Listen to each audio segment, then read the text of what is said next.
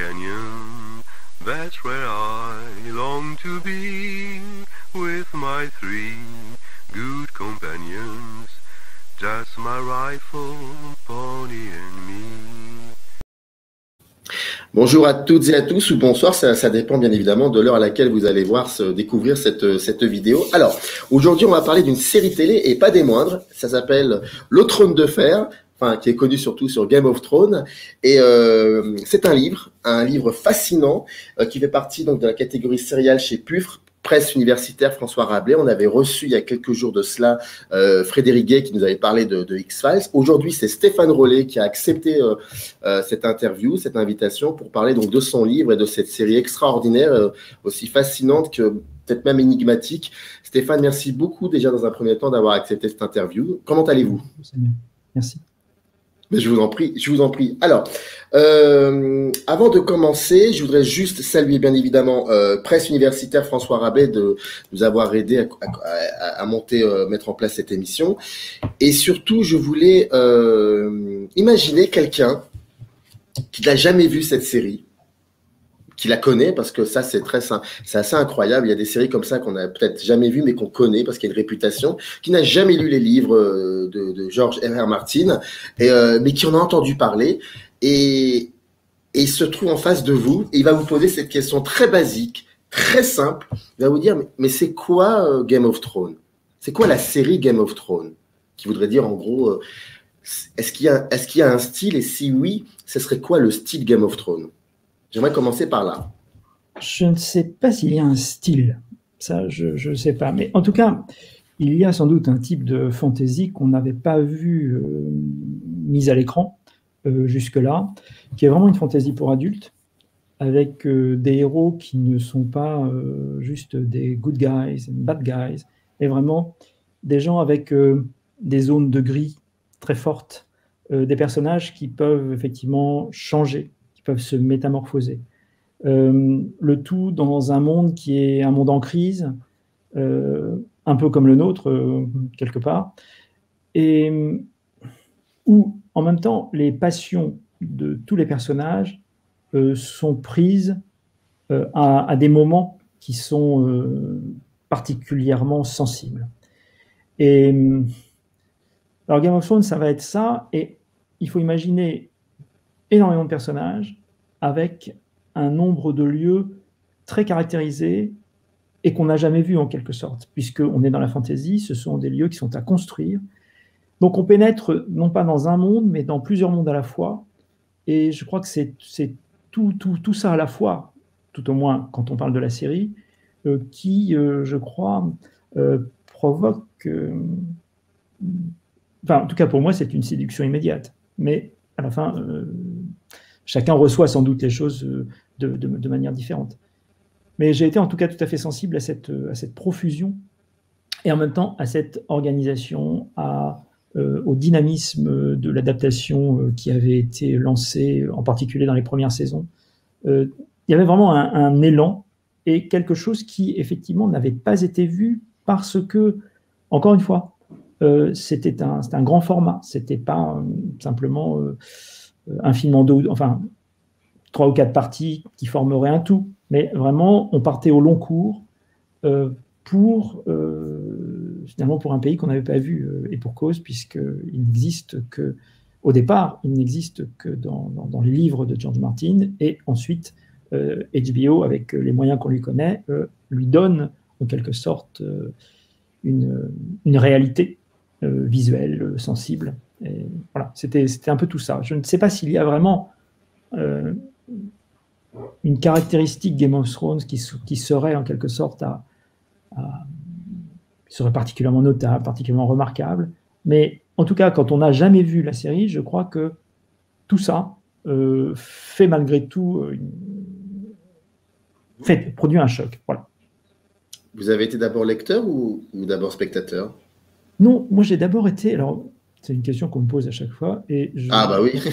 C'est une question à laquelle j'ai toujours répondu sincèrement, même si ça me met plutôt généralement dans un mauvais pas. Moi, je n'avais pas lu les livres. Il se trouve que pour mon enseignement, je fais une partie de mes cours, en tout cas, je fais des cours sur les séries télévisées, sur des problèmes narratologiques et sur des questions, disons, de création d'univers visuel dans les séries télévisées. Bon.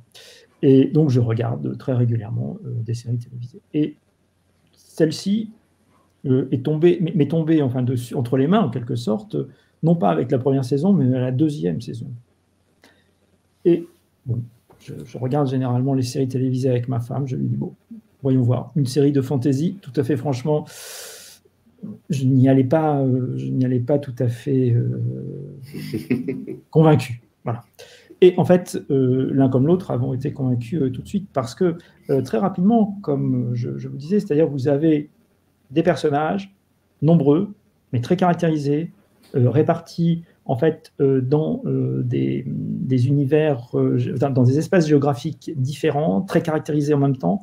Une histoire qui, tout en étant une histoire de fantasy, c'est-à-dire qu'il y a malgré tout cet élément sur les marges au départ, bon, les marcheurs blancs qui sont les premiers qu'on voit apparaître, il y a en même temps cette dimension qui place tout de suite dans l'imaginaire, mais en même temps il y avait quelque chose d'extrêmement dense qui était, à mon sens en tout cas pour les 2 premières saisons que j'ai découvertes, très bien écrit, avec une grande vivacité, un grand dynamisme. La gestion du temps, comme vous le savez, pour une série télévisée, c'est très très important. C'était vraiment à ce moment-là, il n'y avait rien à redire, je dirais, sur cette gestion du temps, sur la manière dont les choses se passaient, dont elles étaient mises en œuvre. Et là, je me suis dit, oh là là, je vois quelque chose là qui est différent. Et en moi-même, je me suis dit, bon, j'attends quand même la 3e saison. Et si vraiment c'est du même tonneau, alors je vais m'y intéresser de plus près parce que on pourrait bien avoir là ce qu'on n'a jamais eu véritablement en fantasy dans le domaine des séries, c'est-à-dire vraiment quelque chose qui sort du lot.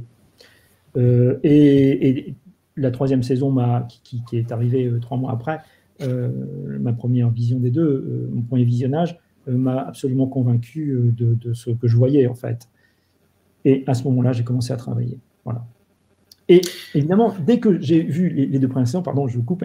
Je vous en prie. Tout de suite, je suis allé vers les livres. Je me suis dit, bon, c'est une adaptation, il faut que je voie les livres. Et surtout, j'ai tout de suite vu que c'était de très gros livres. J'aime bien les très gros livres, j'aime bien justement ces mondes qui sont complexes, où en fait on donne au lecteur l'impression justement qu'il y a une vie importante, avec beaucoup de nuances dans une vie de ces mondes imaginaires, de ce monde secondaire en fait, donc créé par George Martin. Et je n'ai pas été déçu non plus, hein, cela dit. Moi, j'avais laissé un peu la fantasy parce que finalement, c'est l'évolution en quelque sorte des choses. On lit certains genres en fonction des moments peut-être de la vie. Et c'est vrai que j'en avais été un peu fatigué à un moment donné. J'avais un peu laissé tomber. Et j'ai retrouvé avec beaucoup d'intérêt en même temps, non seulement George Martin, mais la fantasy en général. Ah bah, c'est une très belle transition, parce que je vais vous expliquer pourquoi. Quand on a le livre entre les mains, on regarde la 4e de couverture et bon, on essaie de savoir un peu qui vous êtes, d'où vous venez, et on voit que vous êtes spécialiste des rapports texte-image à la Renaissance et que vous êtes maître de conférences à l'Université de Paris 8, département de littérature, et chargé de conférences à l'École pratique des hautes études 4e section. Mais comme je suis quelqu'un d'extrêmement curieux, j'aurais voulu savoir, avant qu'on commence à parler du livre, d'où vous venez. Mais attention, le rapport que vous entretenez à l'image, d'où vient cet intérêt par rapport à l'image? Est-ce que vous êtes ce qu'on appelle un cinéphile et puis progressivement vous vous êtes attardé sur les séries, ou alors est-ce que vous avez été d'abord un lecteur, comme vous dites, de fantasy? Bref, d'où vous venez? Ouh là là. Pour simplifier les choses, en fait, moi j'ai un cursus très classique, j'ai une agrégation de lettres classiques, c'est-à-dire j'ai fait du grec et du latin au DOS pendant longtemps, jusqu'à l'agrégation, et j'ai fait ensuite un doctorat qui, en fait, mêlait mes intérêts, je dirais d'un peu toujours, c'est-à-dire la littérature, l'histoire de l'art et l'histoire. Voilà. Et c'était quand même très loin des séries télévisées, il faut bien dire. En revanche, pour ce qui est de l'image, de la peinture, de la sculpture, des arts figurés, ça, ce sont de très vieux intérêts pour moi. Et pour essayer de connecter très vite en même temps avec le propos d'aujourd'hui, qui est donc Game of Thrones, il se trouve que Game of Thrones, c'est en même temps un énorme, si vous voulez, une énorme machine de recyclage, vous parlez de pop culture, effectivement, mais de pop culture et de culture savante. Bon, je prends les deux étiquettes pour ce qu'elles sont, c'est-à-dire c'est très pratique de désigner des choses sous ces deux labels-là, et en même temps, lorsqu'on l'a dit, on n'a pas toujours dit grand-chose. Mais il est vrai qu'il y a dans Game of Thrones à la fois des éléments qui viennent de la pop culture, très clairement, et de la culture, donc de la culture populaire en français, que ce soit à la fin des références à d'autres, par exemple, romans de fantasy, il y en a, puisque la fantasy, c'est malgré tout un genre qui est en voie de légitimation. Je pense que Game of Thrones contribuera abondamment à ce que ce soit le cas, mais c'est un genre en voie de légitimation. Par exemple, à l'université, beaucoup se sont étonnés qu'il y ait des gens pour s'intéresser aux séries télévisées et à Game of Thrones. Vous disiez ça tout à l'heure. Ben oui, évidemment. Parce que, précisément, on est là dans des genres, que ce soit plutôt la science-fiction, parce que X-Files, on est du côté de la science-fiction, pas complètement, mais en partie. Avec Game of Thrones, on est du côté de la fantasy. Ce sont donc des genres littéraires qui ne sont pas encore très étudiés à l'université. Bon, qui ont en quelque sorte leur place encore à se faire. Bon, c'est en bonne voie, hein, franchement. Vous voyez la production d'Anne Besson, de Vincent Ferré, et vous comprendrez que les choses sont bien engagées. Mais, malgré tout, il y a toujours une forme de prévention contre ça. Donc ça, c'était... donc il y a ça dans Game of Thrones, et puis il y a tout le reste. Et tout le reste, bon, j'en donne un tout petit échantillon dans mon livre, mais pour revenir à ce qui m'intéressait, c'est-à-dire la constitution des univers visuels, vous voyez bien que en fait, les images qui sont utilisées ne sont pas en fait simplement les images qui viennent des Marvel Comics, purement et simplement. J'ai rien contre, hein, c'est pas la question. C'est vraiment pour montrer oui, bien sûr. Il y a autre chose qui est à la fois qui vient à la fois d'une culture qu'on qualifierait sans aucun doute de savante, qui est celle à la fin, pour aller vite, de l'histoire de l'art en général, de l'Antiquité jusqu'à nos jours. Et aussi le monde, et aussi le cinéma, et aussi les autres séries télévisées. Alors, avec les autres séries télévisées, on retrouve à nouveau le jeu de la pop culture habituelle, qui est les clins d'œil, les hommages que l'on se rend entre soi, et ça fait partie en fait du fonctionnement de la pop culture. En revanche, avec le cinéma, déjà un peu moins, et avec la littérature, assez nettement moins. Et avec, en tout cas, les œuvres figurées, autres, là, c'est déjà beaucoup moins évident, en fait. Et il me semble que, si vous voulez, c'est ça aussi qui m'a intéressé rapidement dans Game of Thrones, c'est-à-dire je voyais autre chose. Je ne voyais pas simplement une série qui discutait d'elle-même et avec les autres séries du même genre, mais dont la base créative, si on peut dire, était beaucoup plus étendue. Ce qui donne, évidemment, une espèce un réservoir de signification qui est beaucoup plus vaste.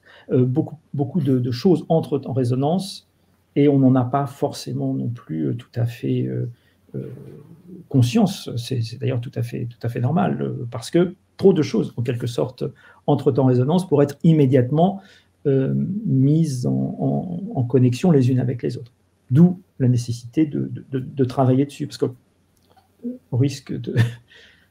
comment dire, je ne vais pas surprendre, mais c'est vraiment un travail. C'est-à-dire que lorsqu'on passe du temps sur des séries comme cela, qui sont en même temps des séries de divertissement, il n'y a aucun problème, il y a effectivement un travail dessus à faire pour l'analyse, pour voir comment effectivement on en est arrivé à ce qui se déroule sous nos yeux de façon aussi apparemment naturelle. Alors, je vais vous poser une question assez longue et qui est un peu provocatrice, d'accord, mais qui en même temps, c'est une question que qui dénotait dans un premier temps, du rapport qu'entretenaient tous les spectateurs et spectatrices avec les premières saisons de Game of Thrones. Vraiment, voire même les 2 premières saisons. Vous allez comprendre. Personnellement, comme vous, j'ai découvert cette série sur le tard. C'est-à-dire que quand la première saison s'est terminée, j'en avais entendu parler, mais vraiment vaguement, mais je ne m'y étais pas intéressé pour des raisons qui me dépassent, je ne sais pas. Et c'est à l'issue de du dernier épisode de de l'avant-dernier épisode de la première saison, oui, où vous allez comprendre. Voilà, je crois que vous avez très bien, vous avez compris. Mais je vais parler aussi d'un autre écrivain. Enfin, vous allez voir. Et on dit, je vais spoiler parce que c'est vraiment l'idée même de cette question. En gros, le personnage principal, enfin, on pensait que ce serait le personnage principal, meurt à l'avant-dernier, et là on dit, qu'est-ce qui se passe? C'est pas possible. Donc la série est terminée. Ça peut pas être autre chose, ça peut pas être autrement. Il s'avère que non, il s'avère qu'il y a une 2e saison. Et puis, il se passe un truc dans cette série qui fait que, je dis pas tous, mais il y en a beaucoup qui finissent par attendre qui va mourir parmi les gros personnages de la série. Et chaque saison, il y avait cela. Et plus on avançait dans les saisons, alors bien évidemment, après, vous me contredirez si je suis dans le faux. Mais bien évidemment, mais quand on avançait dans les saisons, il y avait toujours il y a même une théorie, je me souviens, je sais plus, je crois, au 12e ou 14e épisode, c'est là qu'on apprend la mort d'un grand personnage de la saison, un truc dans ce genre.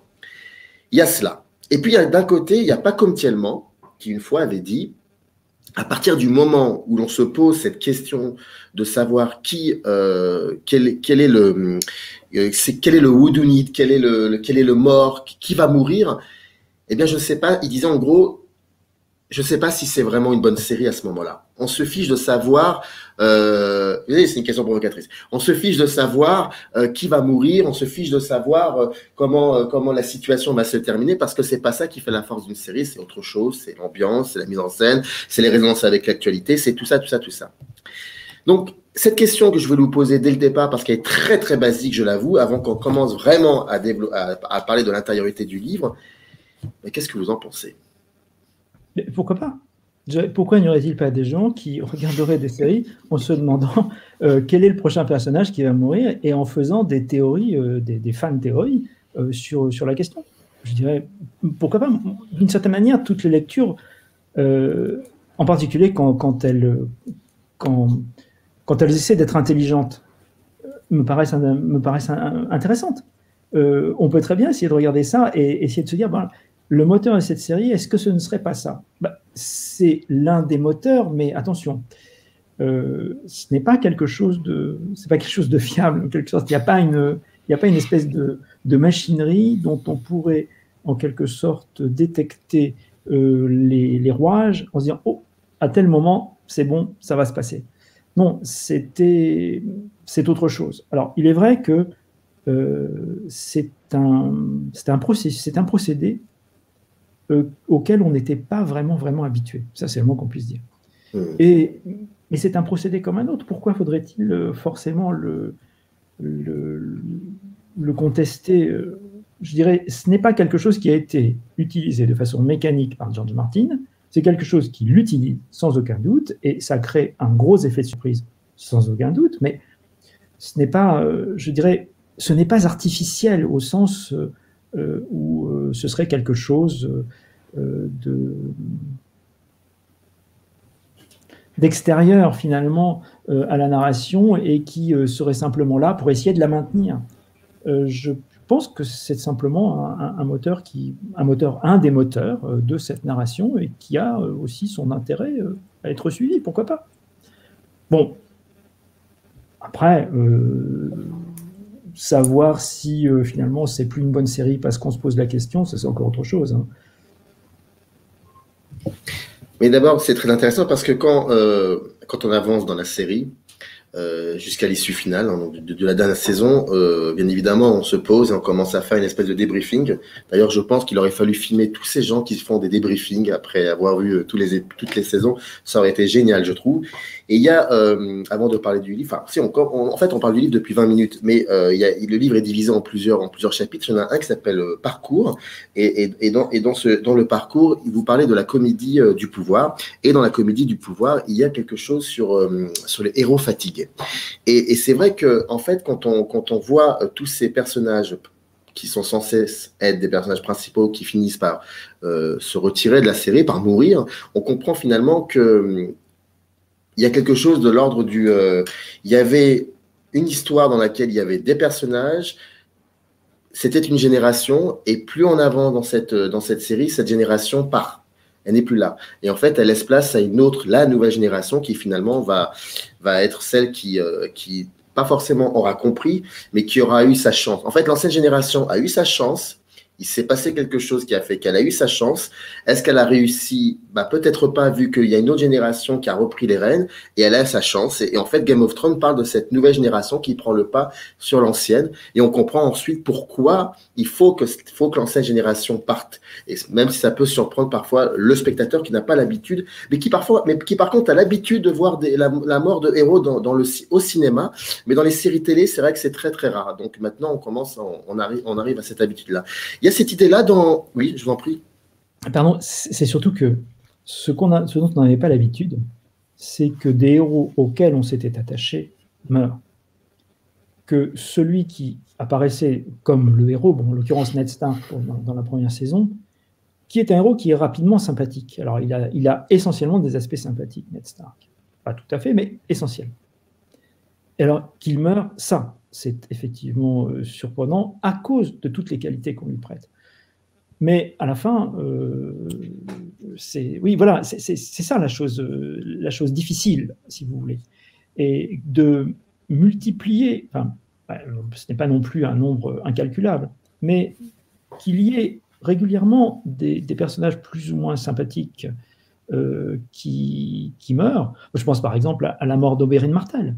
La mort d'Oberyn Martell à la fin de la 4e saison, c'est un véritable choc, parce que c'est un personnage véritablement solaire qui, d'une certaine manière, a toutes les qualités, et qui meurt en plus qui meurt bêtement, en fait.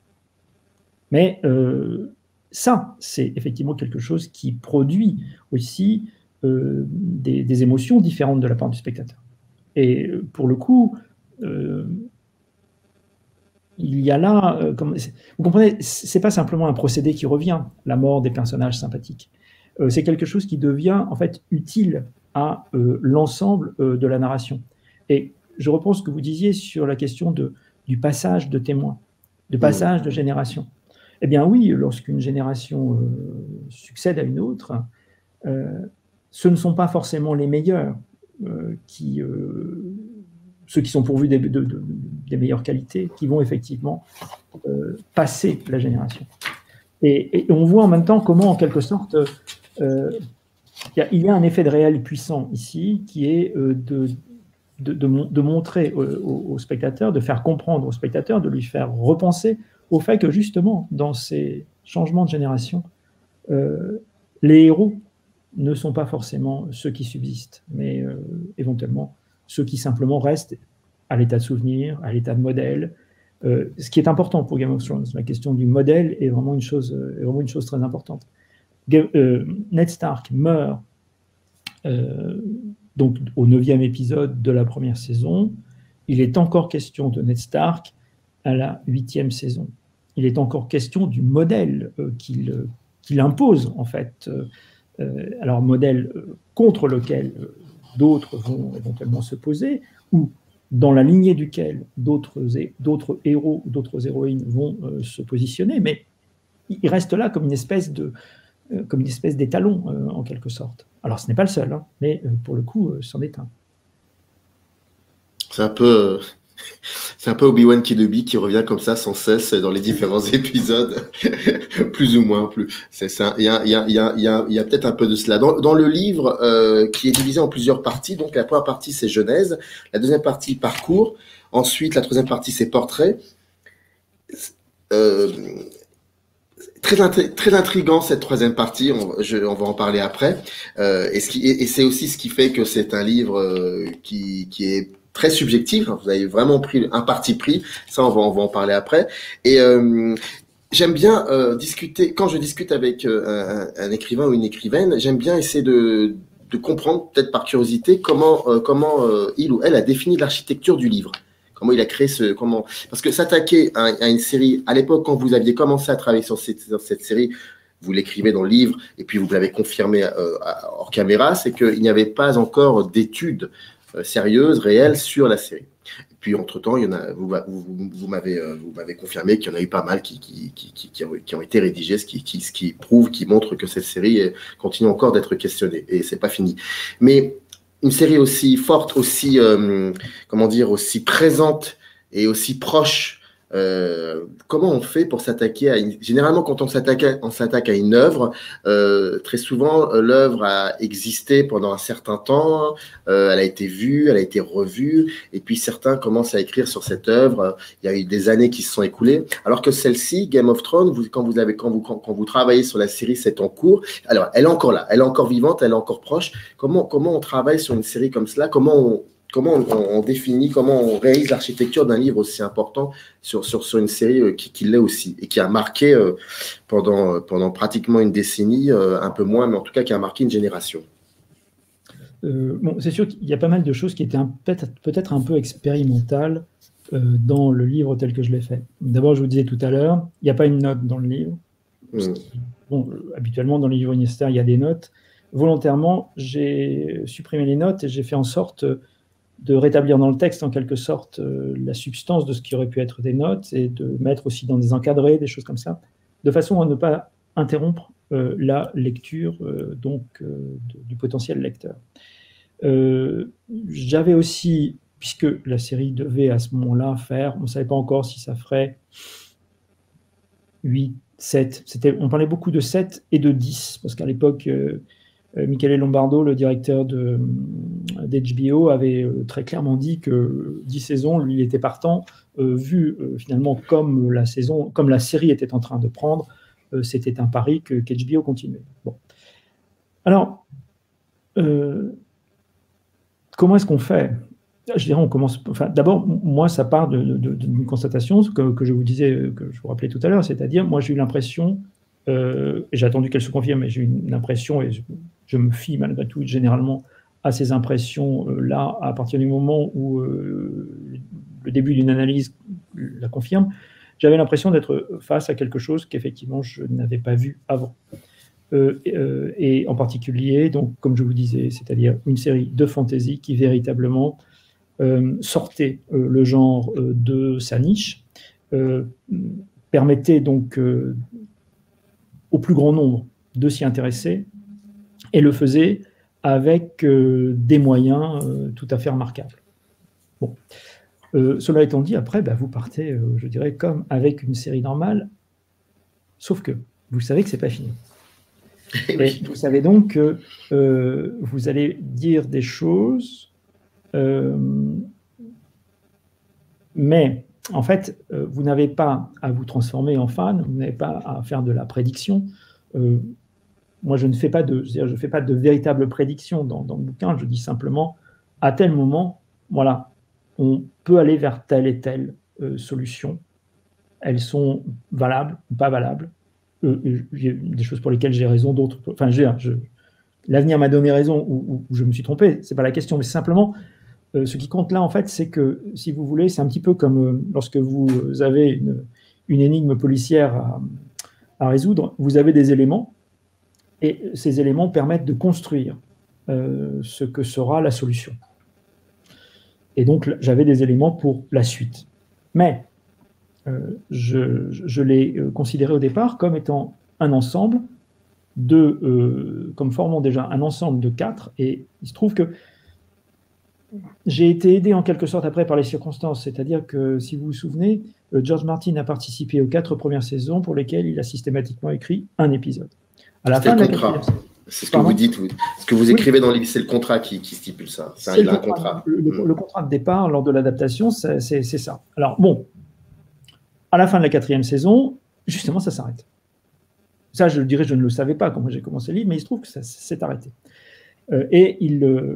Parce qu'il voit ce qui, malheureusement, quelque part, s'est avéré juste, c'est-à-dire qu'il risquait d'être en retard sur la fin de la série. C'est ce qui est arrivé, puisque nous n'avons toujours pas le volume qui était déjà attendu, en fait, lorsque les premières saisons ont été tournées, le volume d'après, donc les vents de l'hiver, était toujours attendu. C'est toujours le cas.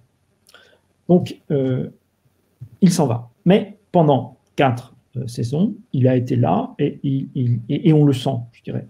Je sais que ça a été beaucoup dit, par moi d'ailleurs éventuellement, hein, mais il y a comme une déperdition de l'inventivité d'un point de vue scénaristique après la 4e saison. Et ce n'est pas le cas dans les 4 premières, de toute évidence, qui correspondent véritablement à ce qui a été déjà écrit par George Martin. À partir de la 5e, les éléments qui ne sont pas dans les livres sont de plus en plus nombreux. Et donc Benioff et Weiss bénéficient évidemment d'un certain nombre d'éléments qui n'ont pas encore été publiés, qui ne sont toujours pas publiés, je dirais, à la fin. Mais plus le temps passe, plus on avance dans les saisons, moins c'est le cas. En revanche, pour les 4 premières, je dois bien dire, d'une certaine manière, j'ai de la chance. Si vous voulez, c'était conçu aussi comme une espèce d'étude dynamique, c'est-à-dire qu'il y avait des choses qui pourraient changer.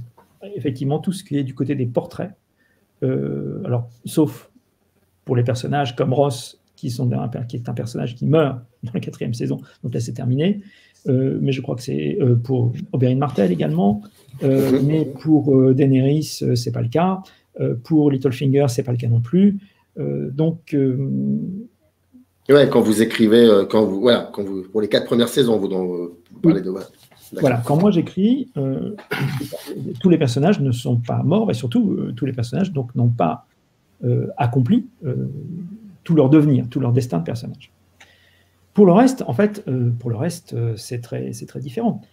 Si vous voulez, pour la genèse d'une série télévisée de cette nature-là, qui était vraiment une espèce de blockbuster, qui peut être comparé au blockbuster pour ce qui est de l'organisation, je crois que c'est même pire d'ailleurs, en un sens, c'est-à-dire à cause de cette répartition sur plusieurs lieux dans toute la... Enfin, ils ont eu à gérer des choses absolument épouvantables. Bon, ça, c'est d'une certaine manière la partie de la genèse de l'ouvrage.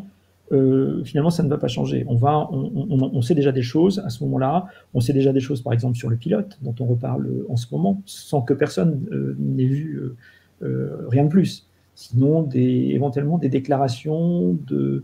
C'est un petit peu l'homme qui a vu l'ours, l'homme qui a vu l'homme qui a vu l'ours. Il y a Craig Mazin, le showrunner de Tchernobyl, qui a effectivement vu le pilote, cela dit, et qui dit plus explicitement encore tout le mal qu'il en pensait à ce moment-là, et on le sait. Voilà des éléments. Aussi, j'avais récupéré je crois qu'on le trouve plus, enfin, je ne sais pas s'il se trouve encore très facilement, mais j'ai récupéré sur le net le scénario du pilote qui a traîné un certain temps. Puis bon, j'ai fait de la recherche, c'est-à-dire que si vous voulez, quand on est universitaire, on fait de la recherche. Vous travaillez sur une série télévisée, vous faites de la recherche de la même façon, vous cherchez des choses. Vous cherchez justement les textes, puisque c'est une adaptation. Donc là, il n'y a pas de problème. Il n'y a pas de problème. Si, il y a des problèmes. Il y a des problèmes parce que on a le texte anglais, là tout va bien, mais le texte français, il y a un premier traducteur, et on sait qu'après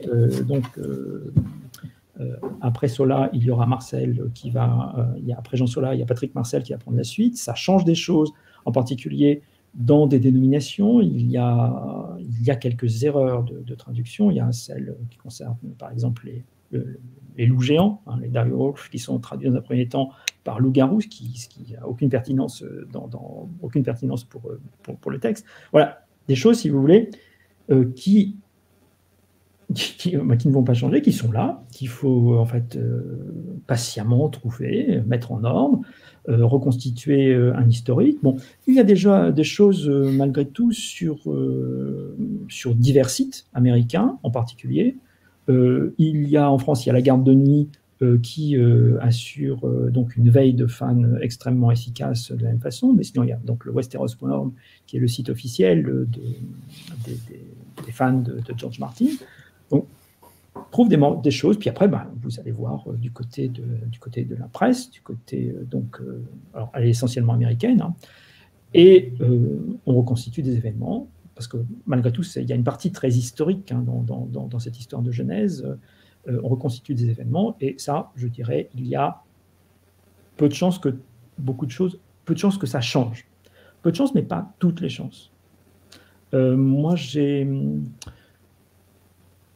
y a le pilote. Hein. Le pilote, je sais pas, en quelque sorte, c'est une façon de parler, mais je donnerais cher pour le voir, évidemment.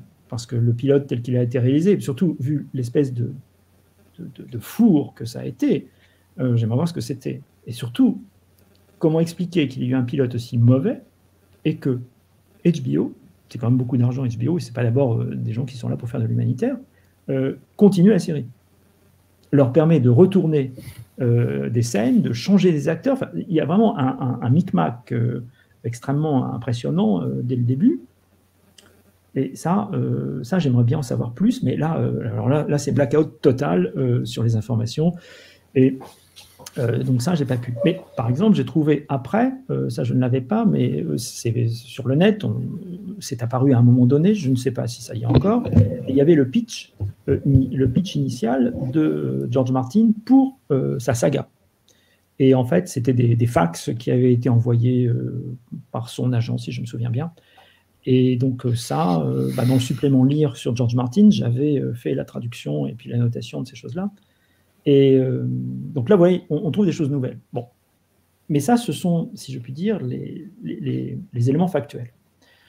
Après, il n'y a pas 36 solutions. Il faut regarder et re-regarder.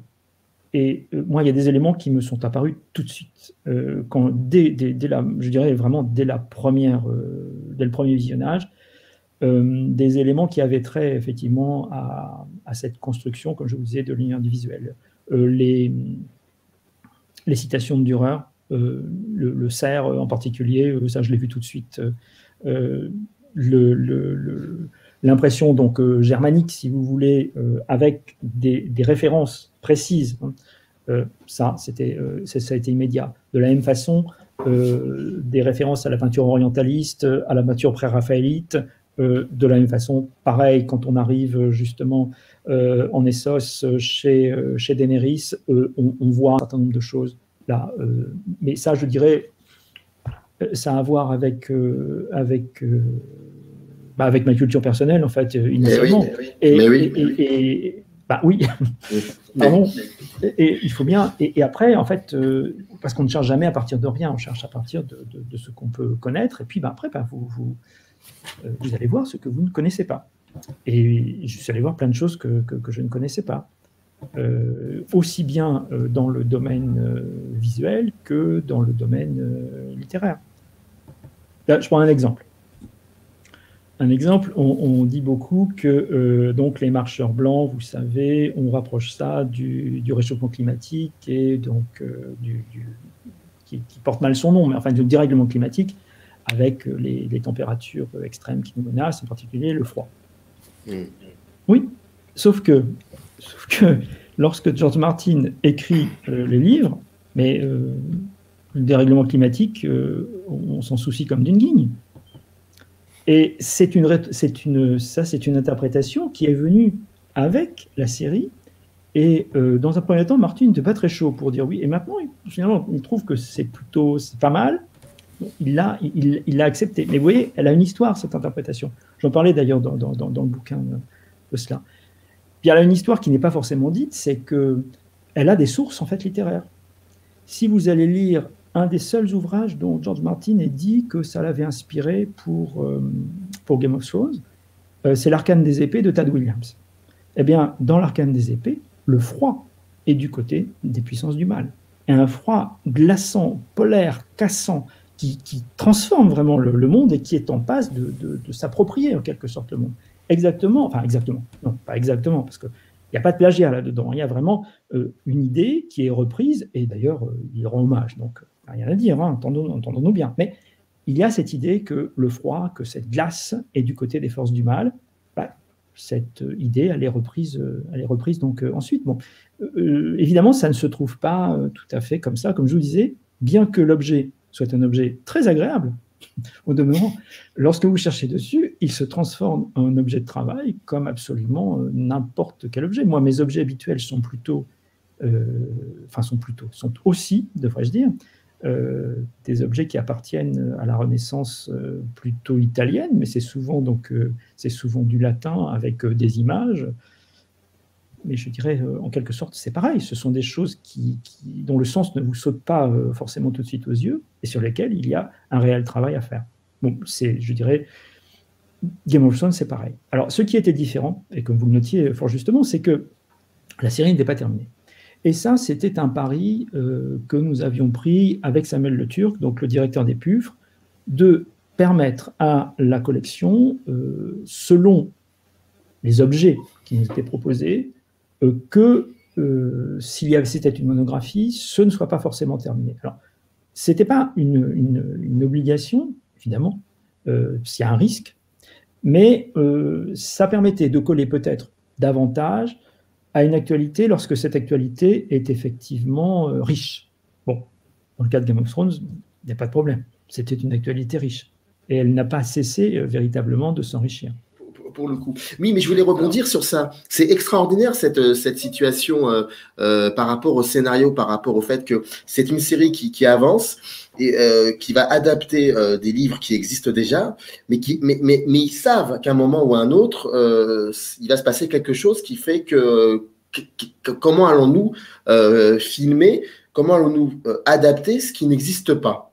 Et donc moi je voulais alors ce qui n'existe pas, en tout cas physiquement, comme on dit de manière très cavalière, on dit les supports physiques pour les DVD, les livres n'existent pas à ce moment-là. Mais c'est vrai que lui, dans sa tête, il y a quelque chose. Et bon, je vais arrêter de poser. Je pense que vous avez envie de répondre. Allez-y. Non, je vous en prie. Je vous en prie. Ne cédons pas à ça. Mais je vous en prie, oui, finissez, parce que j'ai tendance effectivement à répondre trop vite. Non, mais c'est bien, c'est génial. Moi, j'adore ça. Non, en fait, j'ai entendu ici et là que bien évidemment, il avait déjà la finalité de l'histoire en tête et que au showrunner, il leur a expliqué un petit peu comment ça se terminait. Mais je sais pas pourquoi j'ai du mal à l'admettre, cette histoire, cette idée-là, parce que on a un auteur qui crée un monde. Vous le dites d'ailleurs dans le livre, vous le dites dans la première partie, Genèse. Il crée un monde comme Tolkien l'a fait. Un monde avec son langage, avec ses coutumes, ses us et coutumes. C'est très, très important. Moi, c'est vraiment, moi, ça me fascine, ça. Il a créé un monde. Et je n'arrive pas à concevoir cette idée et puis il prend le temps de le créer, ce monde. Ça, c'est très important aussi. Donc, il y a des histoires, il y a des sous-histoires, il y a des tiroirs narratifs. Il prend le temps de définir, de dessiner ces personnes. Et vous avez entièrement raison. Les 4 premières saisons qui avaient été adaptées, on sentait que les personnages existaient. On sentait qu'ils pouvaient rentrer dans une pièce. On savait on devinait que ces personnages-là avaient vécu quelque chose avant de rentrer dans la pièce. Et ça, c'est parce qu'il y a des livres qui ont été créés, il y a une histoire, il y a tout cela. Après, c'est autre chose, c'est différent. Et je n'arrive pas à comprendre, peut-être que je suis trop naïf, je me dis, mais comment un auteur qui s'est investi de cette manière-là dans la création d'un monde, comment il peut accepter, comment il peut imaginer que la série va continuer alors que lui-même va continuer sur des idées qu'il a, sur des réunions qu'ils vont avoir entre eux, où il va leur expliquer un petit peu comment ça va se décanter. Mais en fait, il voit la série se terminer et lui, il n'a pas encore terminé. Enfin, c'est quelque chose que je n'arrive pas à saisir. Et j'aurais bien voulu en parler avec vous de cela. Alors là, en fait, c'est... Bon, d'abord, c'est arrivé par hasard. Je veux dire par là, lorsque l'adaptation... D'abord, en fait, lorsque George Martin reçoit Weiss et Benioff, il se demande un peu s'ils se rendent bien compte de ce qu'il lui demande, parce qu'il a bien conscience, pour avoir lui-même travaillé comme scénariste de série télé, que ce qu'il a proposé est tout à fait énorme. Bon. Mais il a aussi l'espoir, une fois que les choses sont lancées, qu'il écrira les livres avant que la série ne soit terminée. Et puis, c'est pas ce qui se passe.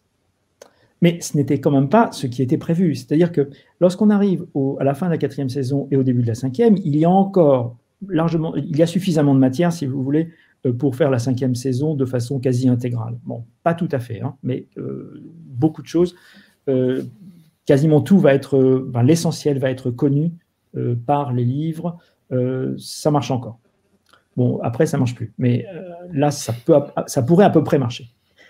Lorsqu'il commence à comprendre qu'il sera dépassé, bon, là, évidemment, c'est une toute autre affaire qui se met en place. Mais, de toute façon, antérieurement, il avait, alors quand je dis il avait, moi je n'étais pas là, et c'est simplement ce qu'on peut déduire logiquement, et ce qui a été parfois dit.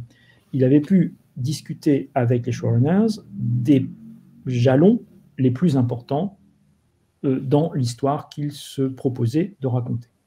Maintenant, cette histoire, il n'était pas, tout n'était pas fixé, et pour cause, puisqu'il y a énormément de personnages, il y a géographiquement, c'est sur une étendue immense.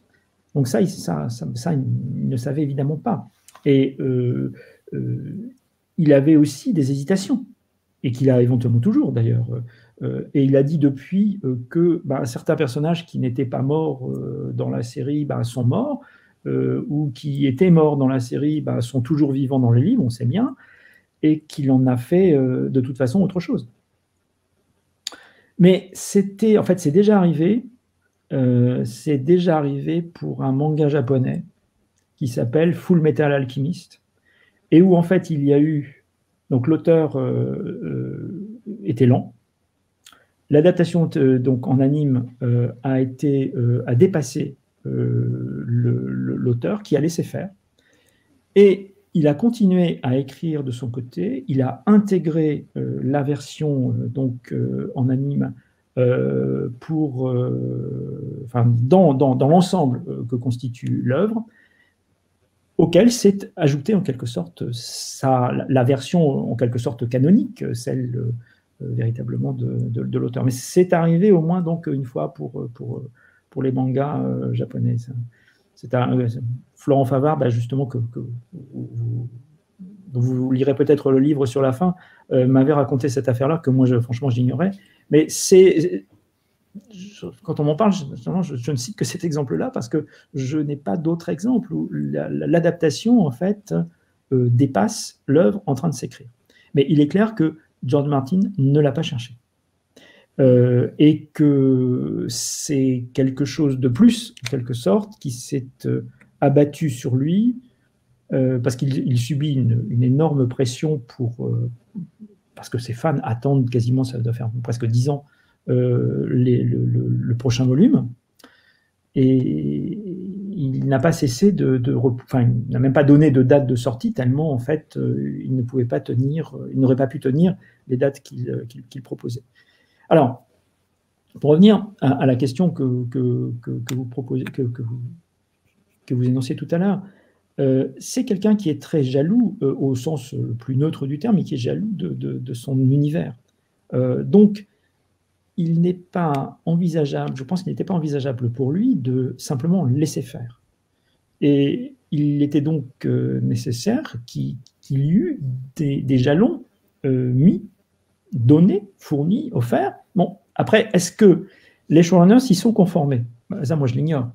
Parce que, de toute façon, ça n'a pas vraiment été dit, on peut dire, et que Martin est sans doute obligé, de toute façon, par contrat, de ne pas trop s'exprimer sur la question. C'est difficile, quand on confie les droits d'une adaptation, de revenir ouvertement sur l'adaptation qui est faite. Ça peut très logiquement se comprendre. On parle quand même les sommes en jeu sont absolument colossales. Je pense que ceci explique aussi cela. Mais de toute façon, les livres sont en cours d'écriture. Le Covid, qui s'invite, si je puis dire, à la chose, semblait avoir donné du temps à George Martin. Bon, puis en fait, on a appris récemment qu'il est dans un nombre de projets tout à fait importants, dont certains touchent au spin-off, toujours dans l'univers de Westeros. Et il a 72 ans et il va sur 73. Donc, évidemment que tout le monde, tous ceux qui sont intéressés par ces livres, s'inquiètent de la suite qu'il va leur donner. Et le risque pour lui, alors le risque en tant qu'auteur, il est très clair, il est que la fin, et malheureusement on sait ce qu'elle est, dans la fin, donc celle de la saison 8, ne devienne la fin. Puisque s'il ne réussit pas lui-même à en fournir une, c'est pour l'instant celle qui s'impose. Et le risque, effectivement, de toute façon, existe, c'est sûr. Mais en même temps, moi, je suis tout à fait du côté de Neil Gaiman, qui avait écrit comme en soutien à George Martin, George Martin is not your bitch. C'est-à-dire, George Martin n'est pas votre salope ou votre putain. Et c'était tout à fait bien vu. C'est-à-dire que à la fin, il y a un temps nécessaire, vous le soulignez, pour des œuvres de cette complexité-là, et où on voit le soin maniaque qui a été apporté au détail. Eh bien, il est nécessaire le temps est nécessaire. Et à la fin, c'est sa vie à lui dont nous parlons, même lorsque nous souhaitons, évidemment, comme fan, comme lecteur, avoir la suite. Et il est nécessaire qu'il ait ce temps, même si ce temps peut paraître très long. Et si ce temps peut paraître, finalement, mettre en péril, peut-être, quelque part, la survie, la postérité, devrais-je dire, pas la survie, mais la postérité de l'œuvre. Parce qu'il est vrai que la fin donnée à la série a quand même douché l'admiration de beaucoup. Oui. La vôtre peut-être ? Oui, la mienne aussi, oui, bien sûr. Par rapport à la série, c'est sûr que... Oui, c'est vrai que donc, vous faites partie du groupe dans lequel je fais partie aussi, à savoir qu'est-ce que c'est que cette fin. En gros, pour résumer grossièrement rapidement, c'est cela. Mais moi, je dirais qu'est-ce que c'est que cette saison. C'est pas tellement simplement... Je trouve que les fins qui sont données aux différents arcs narratifs, tout n'est pas... Enfin, je dirais... tout n'est pas contestable si on se place simplement du point de vue de la qualité, du point de vue de ce qui est possible en fonction des codes, des règles de la narration. Bon. Mais quand on a enlevé ce qui est de l'ordre de ce qui nous plaît ou ce qui ne nous plaît pas, il y a malgré tout un certain nombre de choses qui, de toute évidence, et en restant le plus objectif possible, sont éminemment critiquables, et c'est le moins qu'on puisse dire. Ouais, donc la question que je voulais vous poser, mais vous avez répondu, c'était à savoir est-ce que la fin proposée par les showrunners de la série, donc est-ce que c'est réellement la fin qui arrivera dans l'œuvre littéraire, mais vous avez répondu oui et non. Oui et non, c'est oui, parce que ils n'ont pas pu donner cette fin sans que certains éléments en quelque sorte aient été au moins à un moment validés par George Martin. Ça, on peut le supposer. Maintenant, c'est tout ce qu'on peut dire. On peut difficilement s'avancer davantage.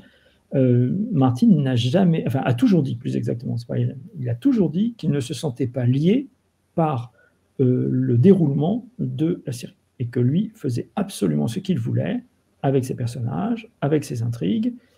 Voilà.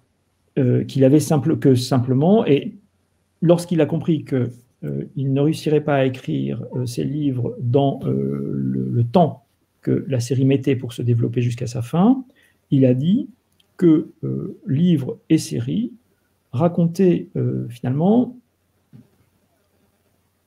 deux histoires parallèles, pourrait-on dire, avec des points en quelque sorte de nodaux où les deux narrations se rencontreraient.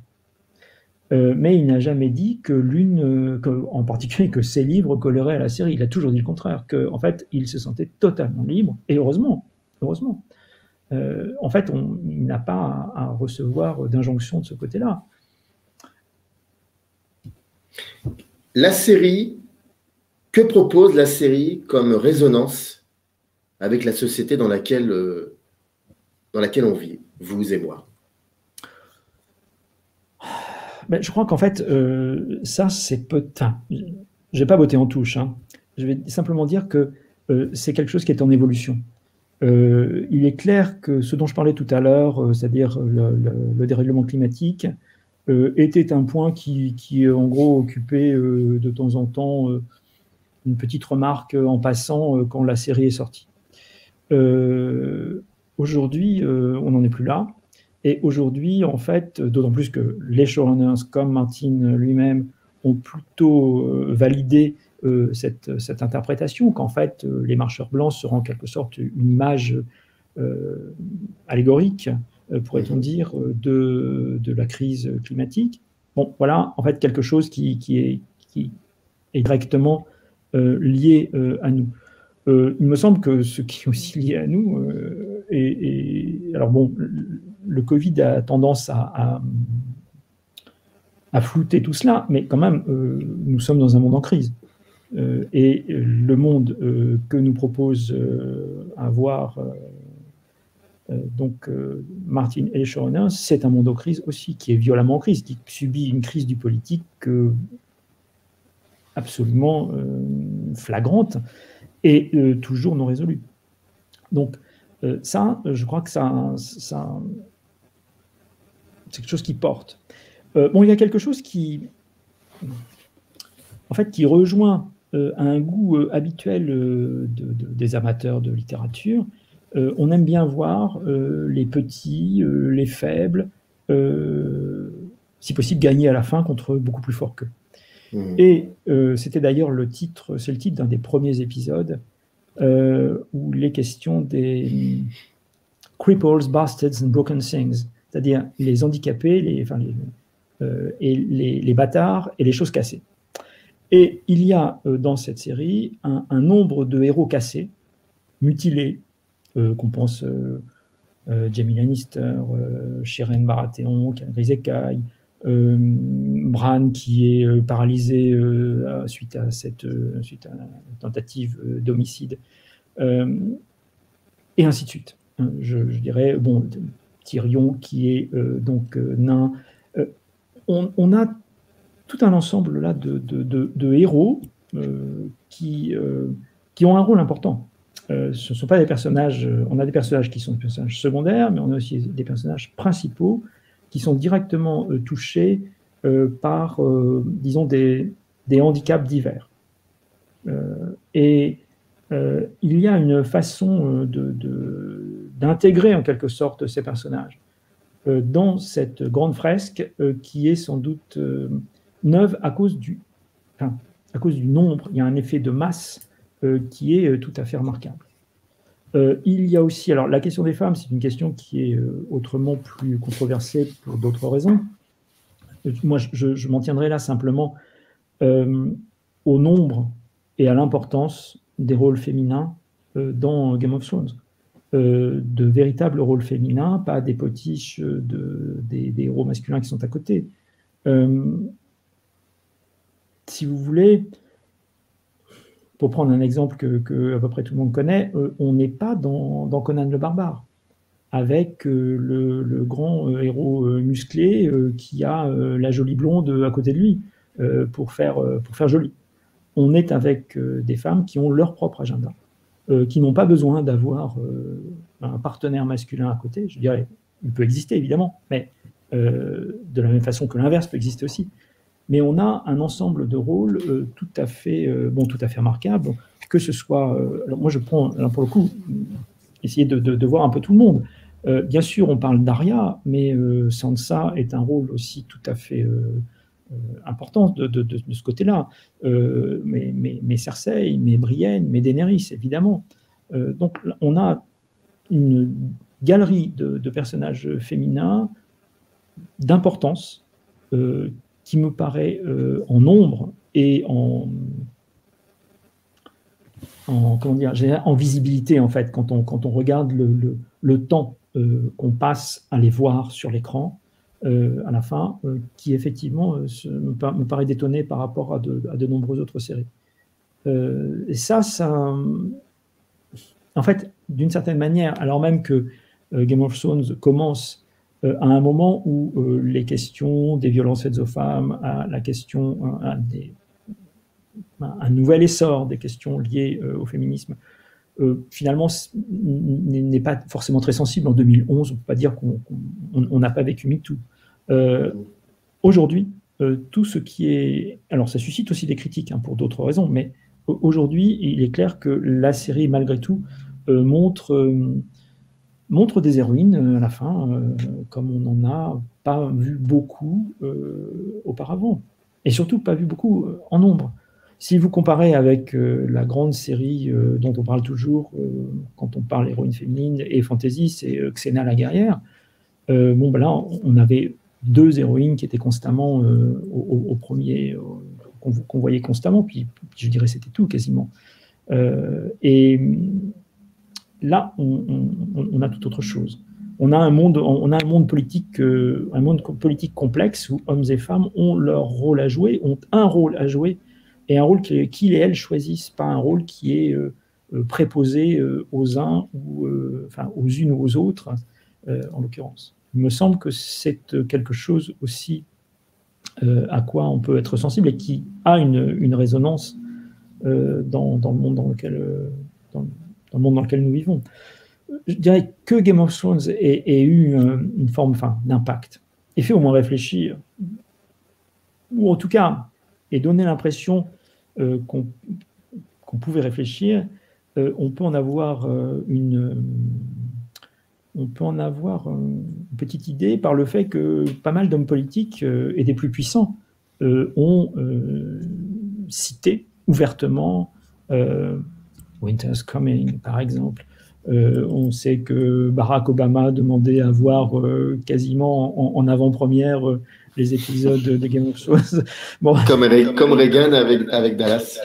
Oui, oui, sauf qu'effectivement, là, nous avons changé de fréquence, nous avons changé aussi de rapidité, en fait. Mais oui, c'est vrai. Avant de vous libérer, avant d'arrêter cette émission, j'aurais voulu que vous parliez un petit peu aussi. Bon, on a compris effectivement que le Game of Thrones aura une répercussion importante aussi dans la manière de construire une série pour les prochaines années, certainement. Mais ce livre fait partie d'une collection qui, pour moi, est très intéressante et importante, qui s'appelle la collection Serial. Et j'aurais voulu... pour clôturer cette émission, si ça ne vous dérange pas, parce que je pense que vous êtes très très lié à cette collection, que vous nous en parliez un petit peu. C'est une collection donc éditée chez Presse Universitaire François Rabelais. On avait eu la chance de recevoir récemment Frédéric Gay qui nous avait parlé de X-Files. Il y aura d'autres confrères et consoeurs qui viendront chez Microciné pour parler aussi d'autres thématiques. Et si cela ne vous dérange pas, pour terminer cette émission, j'aurais bien voulu que vous me parliez un peu de cette collection parce qu'elle est vraiment intéressante. Enfin, je trouve. Je vous remercie en tout cas de cette appréciation, de ce compliment. Ça me touche d'autant plus qu'en fait, je suis à l'origine de la formation de cette collection, ainsi que l'éditeur, pour le coup, qu'il ne faut surtout pas oublier, qui est Samuel Le Turc. Et nous avions discuté donc du concept d'une collection universitaire, alors, qui s'intéresse non pas simplement aux séries télévisées, même si c'est pour l'instant l'essentiel de notre catalogue, mais à la question de la sérialité. Et comme les séries télévisées demandent un nombre de disciplines extrêmement variées pour pouvoir être étudiées, on voulait pouvoir le faire avec des optiques différentes. Donc, il y a dans le comité de direction aussi bien, moi je suis en littérature, en plus je viens de littérature ancienne, histoire de l'art, mais il y a évidemment des spécialistes d'études anglaises, d'études anglophones, comme Sarah Hatchwell, Ariane Hudley, Claire Cornillon. On a aussi un sociologue, Éric Maigret, en essayant, si vous voulez, dès le départ, d'avoir justement un nombre de perspectives potentielles importantes avant d'aborder ce sujet dont on savait dès le départ qu'on aurait beaucoup, et peut-être pour l'essentiel, on aurait surtout des propositions touchant justement aux séries télévisées. Qu'est-ce qu'on voulait faire? Qu'est-ce qu'on veut toujours faire d'ailleurs? Ce qu'on veut faire, c'est pouvoir présenter à la fois des ouvrages très précis, très documentés, très universitaires, je dirais, à la fin, et ne pas renier ce que nous sommes, hein.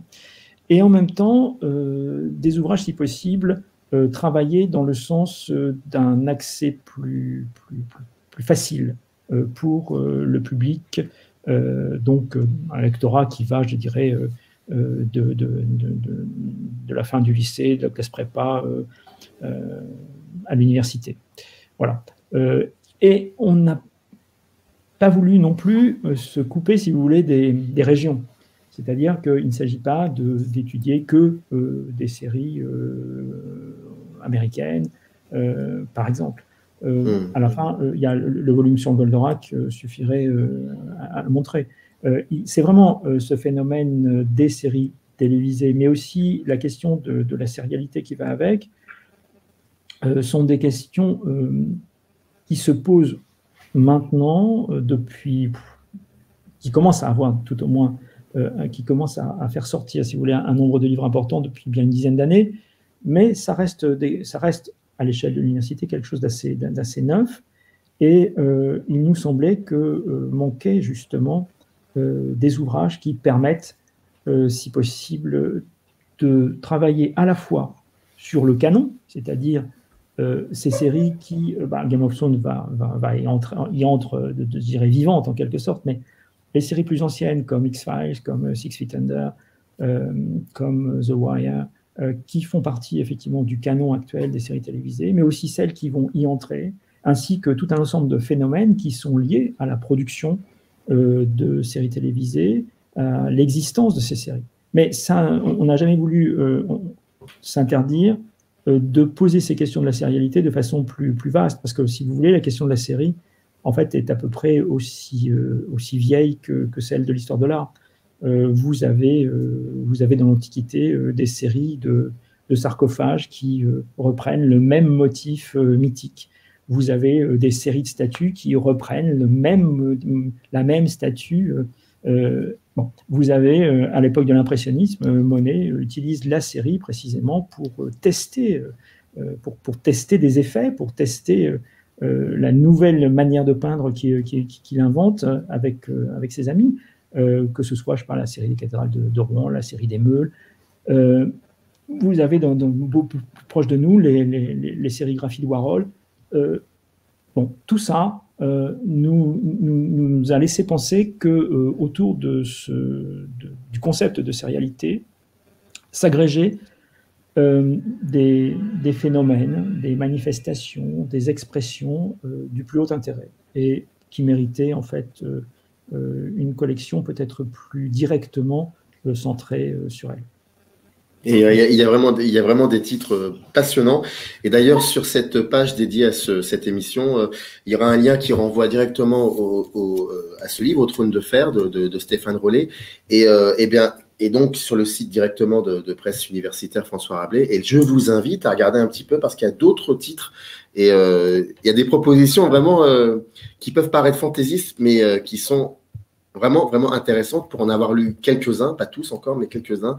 Il y a de belles choses et j'ai hâte de dialoguer avec leurs auteurs et autrices. Stéphane Rollet, merci beaucoup.